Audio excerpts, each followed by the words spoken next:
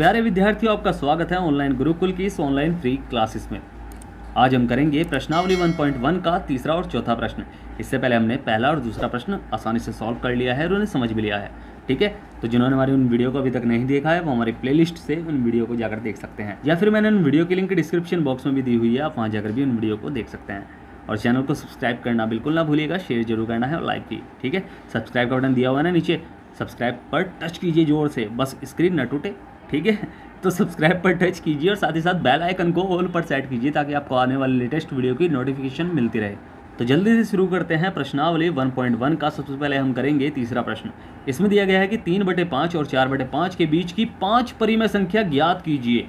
तो चलिए हल करते हैं इस प्रश्न को। तो हमें क्या करना है, 3/5 और 4/5 के बीच की परिमेय संख्या ज्ञात करनी है।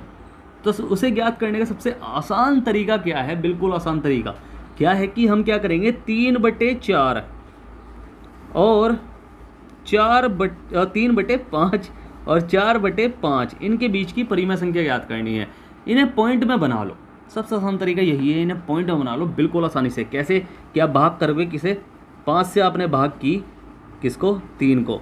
तो 5 से भाग करिए, आपको पता पहाड़ा तो चलेगा नहीं, तो 0 पॉइंट लगा के शुरुआत में अगर आपको पॉइंट लगाना है, क्योंकि एक संख्या चाहिए तो पॉइंट तो लगाना पड़ेगा। तो पॉइंट लगाना है तो उससे पहले 0 लगा लेते हैं। अब क्या आएगा? 5 छंग 30, 6 आ गया तो 5 छंग 30। तो भाई 3/5 बराबर क्या होता है? 0.6। ठीक है, और ऐसे ही हमें क्या करना है, 4/5 यानी 5 से भाग करो किसको? 4 को। ऐसे इसको भी भाग नहीं कर सकते, 5 से पढ़ा तो नहीं चलेगा, तो हम क्या करेंगे, 0 पॉइंट लगा लेंगे और यहाँ लगा लेंगे 0। तो क्या हो गया इसका? 40 हो गया। ठीक है, 5 × 40। तो बस 4/5 क्या बना हमारा? 4/5 बना हमारा 0.8। अब बस चाहे आप 6 0 कर लो उसे, चाहे आप 8 0 कर लो, भाई पॉइंट के बाद कितनी संख्या भी बढ़ा सकते हैं हम, 8 0 0 0 ऐसे भी बढ़ा सकते हैं। ठीक है, तो हमें क्या करना है कि 0 पॉइंट या फिर मैं ऐसे कह सकता हूँ कि 3/5 या फिर 0.6 तथा 4/5 या फिर 0.8 के बीच की 6 परिमेय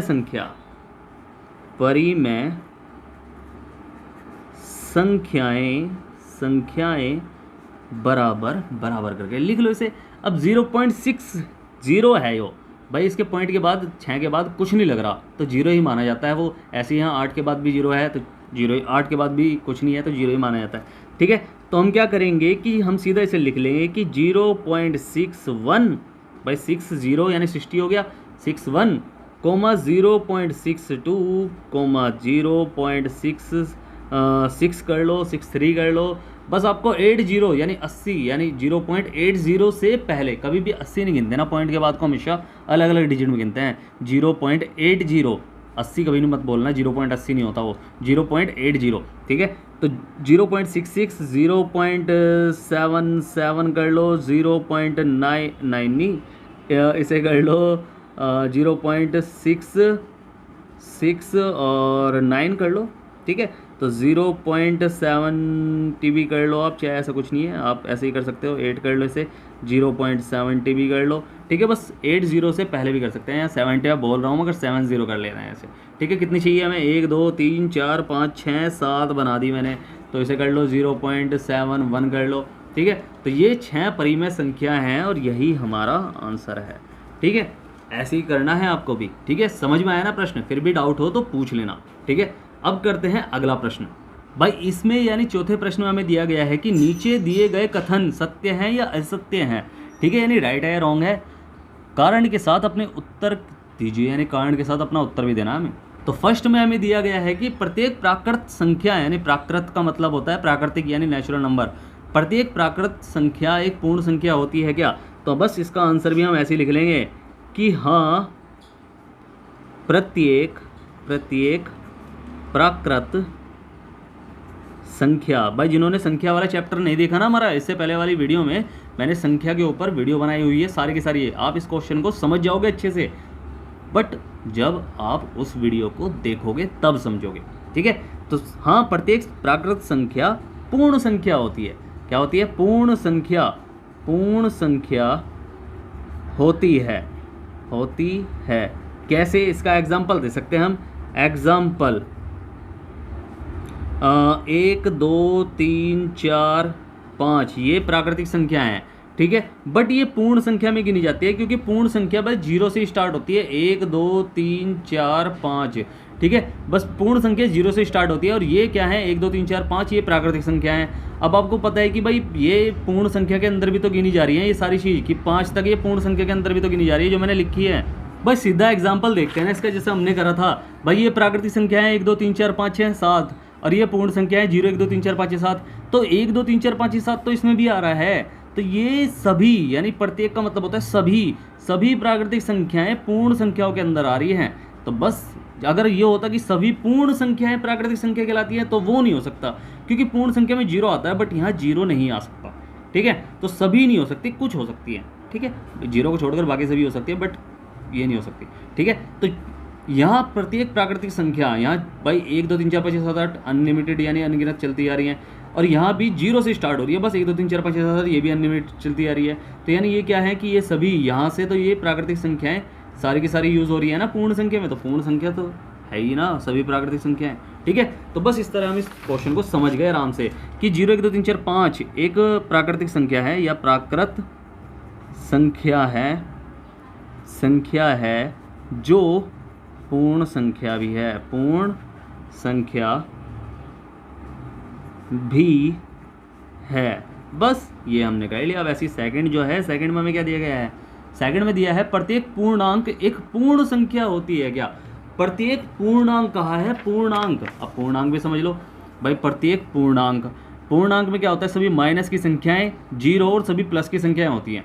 उसने कहा है कि उसमें कहा गया है कि प्रत्येक पूर्णांक यानी हर एक पूर्णांक, भाई हर एक का मतलब क्या हुआ, सभी के सभी, यानी सभी पूर्णांक। भाई माइनस के थोड़ी ना आते हैं पूर्ण संख्या में, ठीक है, तो माइनस की पूर्ण संख्या में नहीं आते ना, तो सभी तो नहीं हो सकते, कुछ हो सकते हैं कि कुछ पूर्णांक हो सकते हैं, कि कुछ पूर्णांक पूर्ण संख्या होती है, बट सभी पूछा गया है तो सभी वाला तो गलत है ना। तो बस हम यहाँ लिखेंगे कि नहीं सभी पूर्णांक, नहीं सभी पूर्णांक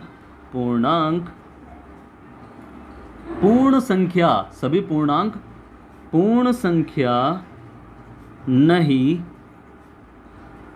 होते हैं, क्योंकि लिख लो, क्योंकि माइनस का 4 एक पूर्णांक है, ठीक है, एक क्या है, पूर्णांक है जो पूर्ण संख्या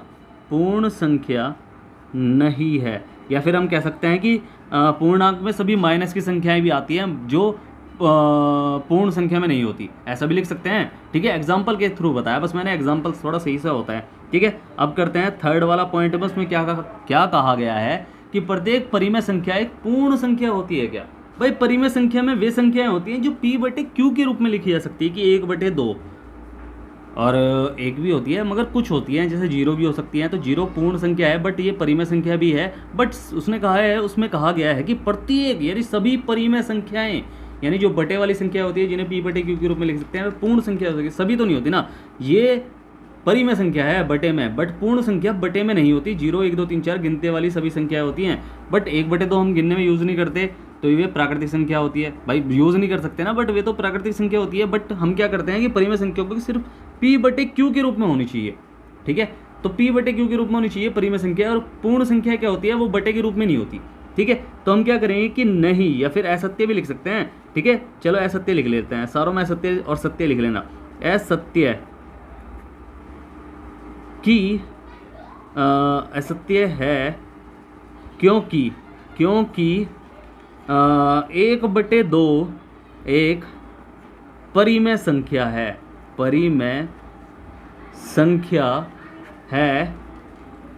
परंतु यह पूर्ण संख्या नहीं है। तो सभी वाला काम तो खत्म हो गया। अगर कहा गया होता ना कि कुछ हैं होती हैं, क्या तो कुछ तो होती हैं बट सभी नहीं होती, तो इसलिए यह असत्य है यह कथन, ठीक है। तो समझ में आया आपको प्रश्न? तो उम्मीद है आपको प्रश्न अच्छे समझ में आए होंगे। अगर आपको प्रश्न अच्छे समझ में आया है तो करना है वीडियो को लाइक, नीचे बटन दिया हुआ है ना लाइक का भी, और करना है चैनल को सब्सक्राइब का बटन भी दिया हुआ है नीचे, ठीक है। सब्सक्राइब के बटन पर टच कीजिए और साथ ही साथ बेल आइकन को ऑल पर सेट करना है, ठीक है। और कोई भी डाउट हो पूछ लेना मेरे से। मैंने नीचे डिस्क्रिप्शन बॉक्स में टेलीग्राम, इंस्टाग्राम, व्हाट्सअप तीनों की लिंक दी हुई है, कहीं भी जाकर कुछ भी पूछ लेना, मैं 100% आपकी पूरी हेल्प करूँगा। ठीक है, तो मिलता है फिर अगली वीडियो में, तब तक के लिए bye bye, tata, see you, जय हिंद।